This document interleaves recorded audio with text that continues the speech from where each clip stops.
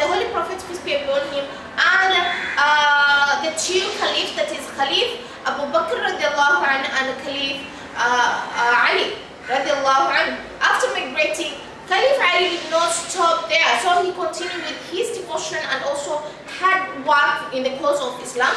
He also performed heroic tasks in most of the baths. We talked about the baths and say they, like an example of Ghazwat Badr, Ghazwat Uhud. There is the Battle of the Trench, that is Battle of Badr, the Battle of Uhud, the Battle of the Trench or Ahzab, and also Khaybar, and all those baths. So we say he showed his courageousness in doing his task, that is in most of these ghazawat or battles. So in the Battle of Badr, he was the standard bearer of the Muslims, so he used to carry the flag of the units, that is the Muslims' flag. So he was the standard bearer of the Muslims' army and killed many infidels, including such important figures as Walid and Shaiba. So, in spite of him carrying being a standard bearer, he also killed some or many unbelievers or pagans or heathens, and most of the importance were among those who he managed to kill were the important men of Quraysh, that is Walid and Shaiba. Then in the Battle of Uhud, that was the Battle of Badr. What about Uhud now? So in the Battle of Uhud, when the standard bearer of the Muslim army, that is Mus'ab bin Umayr radiallahu anhu, was martyred, Ali radiallahu anhu quickly got hold of the standard. So during the Battle of Badr, he was the standard bearer. But during the Battle of Uhud, Mus'ab bin Umayr was the standard bearer, but he was killed during that battle. And Ali radiallahu anhu, upon seeing that, he quickly got hold of the standard, that is the flag, and he became now the standard bearer after Mus'ab bin Umayr radiallahu anhu.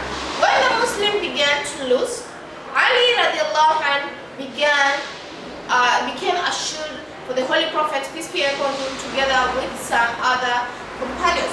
So later, we say, we know that during the Battle of Uhud, what happened is that at first the Muslims were winning, but because of the 50 Muslim men who went against the instructions of the Holy Prophet, that is bifurcating the hill of or the valley,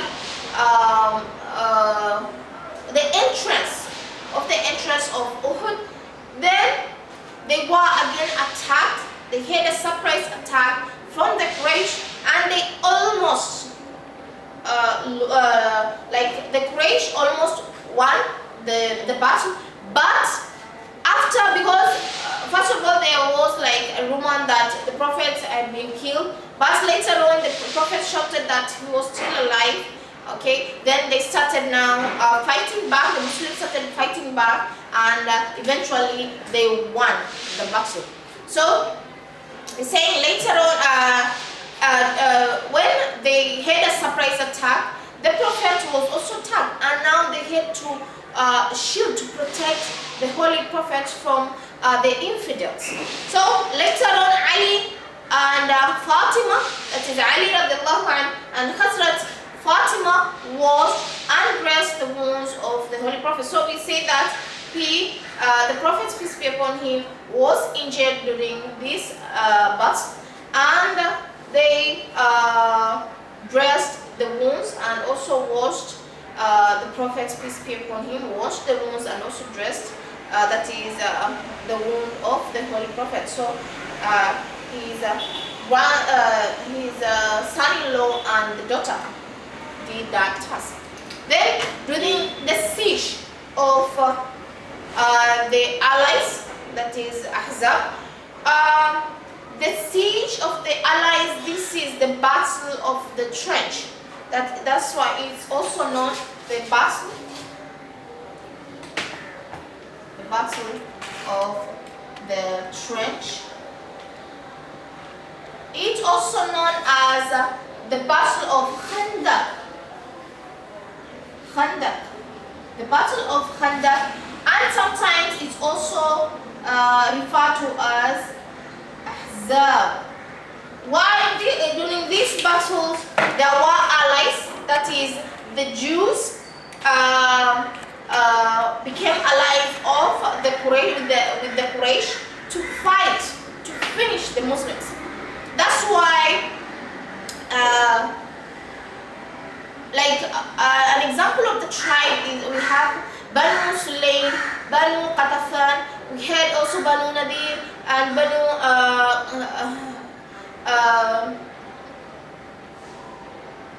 the Jews tribes formed an ally, that is to finish the Muslim, but instead the Muslim came up with a plan, that is after the suggestion of the Pasha, that is Salman al-Farsi, who suggested that because the Quraysh had come up with a large army and they cannot fight them, the army was 3 times than the Muslim, so larger than the Muslim, so they had to come up with a plan, and because he was a Persian and that's the method that they use back at their home, so they agreed and they dug the trench within a week. When the Quraysh and their allies approached Medina, they were in shock to find out that the Muslim had a well plan, and they had dug a ditch, that is the Khandak. So the Muslim again won in this battle. So we're saying during the battle or the siege of the allies, that is Ahzab, when some of the pagans were able to cross over the ditch, Ali radiallahu anh killed them. So some of them managed, because the plan was that the ditch should be very deep and very wide, that a person or a man cannot cross it, or a horse. But some of them, the naughty ones, managed to cross over, and Ali killed them.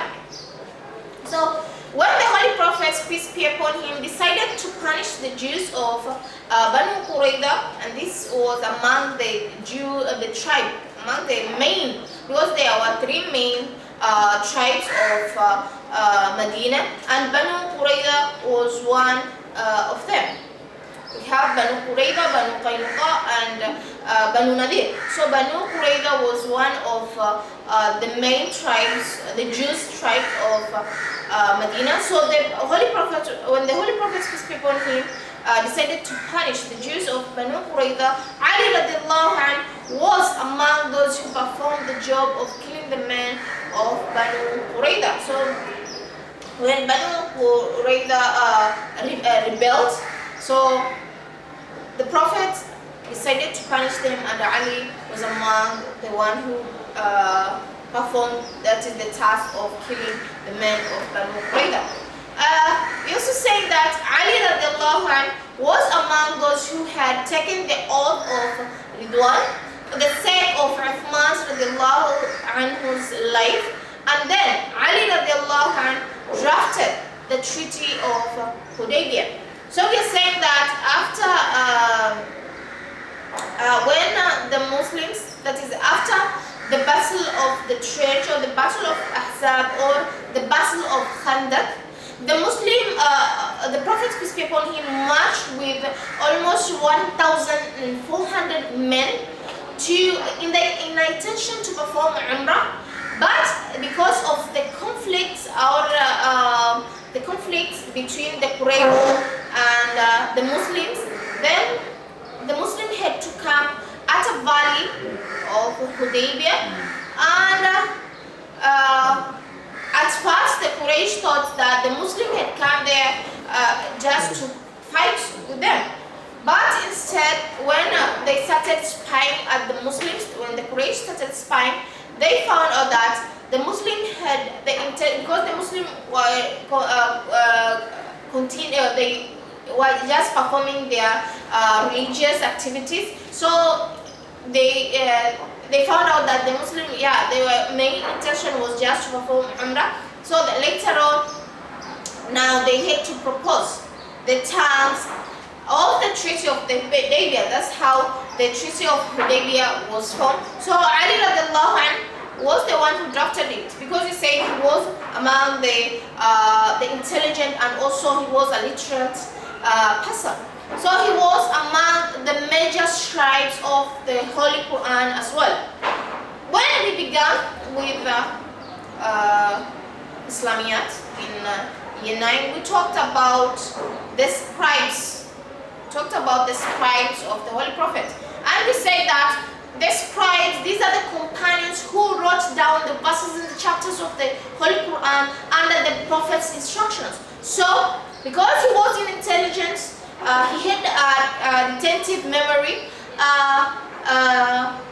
he was a companion, so, and he was he knew how to read and write, of course. So he was among the people, the companions who wrote down verses and chapters of the Holy Quran under the Prophet's instructions. Then Ali radiallahu anhu emerged as a hero of the Battle of Khaybar, and was able to defeat the Jews and kill the mighty Jews warrior, that is Mariam and his brother.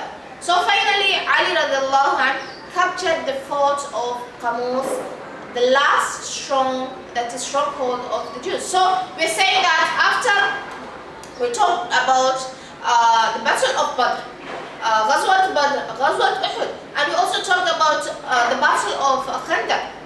Then after the Battle of Khandaq, there was the Treaty of Hudaybiyah. After that, in Medina now, the Jews who formed allies before, that is with the Quraysh during the Battle of the Trench. Now they started ganging up to kill the Muslim, because they were going against the terms of the Constitution of Medina. We had discussed about the terms. Then they wanted to fight the Muslims, and now during the Battle of Khaybar, this was between the Muslims and the Jews. And we're saying that the Sayyidina Ali radiallahu anhu, he was a hero, that because he was able to defeat the Jews, that is because he killed the might, that is the strongest warriors among the Jews, that is Marhab, and his brother. So we are saying finally he was able to capture the fort of Qamus. This was the stronghold of the Jews. So inshallah, if we'll continue from here in our next lesson. If you have any question, you can ask me in the Google Classroom or the WhatsApp group. Otherwise, thank you and have a lovely day.